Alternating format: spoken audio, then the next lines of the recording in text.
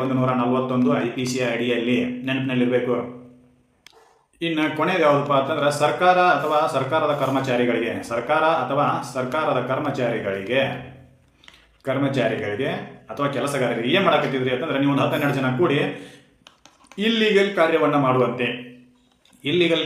ಮಾಡುವಂತೆ ಅವಂಗ ಥ್ರೆಟ್ ಕೊಡಕತ್ತಿದ್ರಿ ಅಂತಂದ್ರೆ, ಅಂಜಿಕೆ ಹಾಕಕತ್ತಿದ್ರಿ ಅಂತಂದ್ರೆ ಅದು ಕೂಡ ಅಪರಾಧ. ನೀವು ಹಳೆ ಪಿಕ್ಚರ್ನಾಗ ಎಲ್ಲ ನೋಡಿರ್ಬೇಕು. ಏನಪ್ಪ ಅಂತಂದ್ರೆ ಯಾವ ಒಬ್ಬ ಗೌರ್ಮೆಂಟ್ ಆಫೀಸರ್ ನಿಯತ್ತಾಗಿ ಕೆಲಸ ಮಾಡಕತ್ತಿದ್ದ ಅಂತಂದ್ರೆ ಅಲ್ಲಿ ಬಂದು ಇದಕ್ಕೆ ಸೈ ಮಾಡು ಅಂತೇಳಿ ಧಮಕಿ ಕೊಡ್ತಿರ್ತಾರೆ. ಕೈಯಾಗೆಲ್ಲ ವೆಪನ್ ಹಿಡ್ಕೊಂಡ್ಬಂದು ಬಂದೂಕು, ಚಾಕು, ಚೂರಿ, ಬಡಿಗೆ ಎಲ್ಲ ಹಿಡ್ಕೊಂಡ್ಬಂದು ದಮ್ ಕೊಡ್ತಿರ್ತಾರೆ. ಅದನ್ನೆಲ್ಲ ನೀವು ನೋಡಿರ್ಬೋದು, ಹೌದಾ? ಅದು ಕೂಡ ಸೆಕ್ಷನ್ 141 IPC ಅಡಿಯಲ್ಲಿ ಇಂಡಿಯನ್ ಪಿನಲ್ ಕೋಡ್, ಇದು IPC ಅಂದ್ರೆ ಇಂಡಿಯನ್ ಪಿನಲ್ ಕೋಡ್, ಭಾರತೀಯ ದಂಡ ಸಂಹಿತೆ, ಇದರ ಅಡಿಯಲ್ಲಿ ಅದು ಅಪರಾಧ ಅನಿಸ್ಕೋತೈತಿ. ನೆನಪಿನಲ್ಲಿ ಇರಬೇಕು. ಆರ್ಟಿಕಲ್ 141 ಯಾವ್ಯಾವ್ದಕ್ಕೆ ಸಂಬಂಧಪಡ್ತೈತಿ? ಸೆಕ್ಷನ್ 141 ಆಫ್ ದಿ IPC ಯಾವ್ಯಾವ್ದಕ್ಕೆ ಸಂಬಂಧಪಡ್ತೈತಿ ಅಂತಂದ್ರೆ, ಒಂದನೇದು ಕಾನೂನನ್ನು ಜಾರಿ ಮಾಡುವ ಸಂದರ್ಭದಲ್ಲಿ ನೀವು ಪ್ರತಿಭಟನೆ ಮಾಡುವ ಹಾಗಿಲ್ಲ, ಕಾನೂನು ಜಾರಿಯ ಸಂದರ್ಭದಲ್ಲಿ. ಇನ್ನು ಎರಡನೇ, ಯಾವುದೇ ವ್ಯಕ್ತಿಯ ಆಸ್ತಿಯನ್ನು ಬಲಪೂರ್ವಕವಾಗಿ ಕಬ್ಜೆ ಮಾಡುವ ಹಾಗಿಲ್ಲ, ಟ್ರೆಸ್ಪಾಸ್ ಅಂತೇಳಿ ಕರಿತೀವಿ, ಅದನ್ನು ಮಾಡುವ ಹಾಗಿಲ್ಲ.